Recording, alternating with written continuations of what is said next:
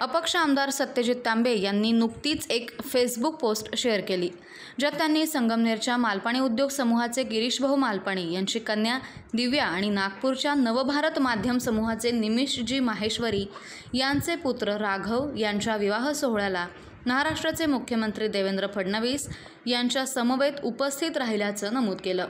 त्यांनी लिहिलं, महाराष्ट्राचे लाडके मुख्यमंत्री देवेंद्रजी फडणवीसांसमवेत उपस्थित राहिलो. नवविवाहित जोडप्यास शुभेच्छा दिल्या. सत्यजित तांबे यांची राजकीय कारकीर्द काँग्रेसमधून सुरू झाली. ते काँग्रेसचे ज्येष्ठ नेते बाळासाहेब थोरात यांचे भाचे आहेत. 2023मध्ये त्यांनी नाशिक पदवीधर मतदारसंघातून अपक्ष म्हणून विधान परिषदेची निवडणूक जिंकली, ज्यामुळं काँग्रेसमधून त्यांचं निलंबन झालं. सध्या त्यांची भाजप आणि फडणवीस यांच्याशी जवळीक वाढत असल्याचं दिसतंय. या पोस्टनंतर सोशल मीडियावरून तांबे यांच्यावर टीकेची झोड उठली. अनेकांनी त्यांच्या भाजपमधील संभाव्य प्रवेशावर प्रश्नचिन्ह उपस्थित केलं. काही प्रतिक्रिया अशा: दादा, आपला भाजपमध्ये ऑफिशियल प्रवेश कधी आहे? सर्जेराव, तुम्ही भाजपचं मंगळसूत्र टाकून घ्या एकदा गळ्यात. काँग्रेसमुळे ओळख, अपक्ष निवडणूक, भाजपच्या जवळ.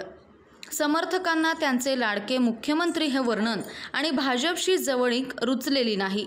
आमदार सत्यजित तांबे यांच्या या पोस्टमुळे त्यांचे पुढील राजकीय पाऊल काय असेल याबाबत चर्चा तीव्र झाली आहे.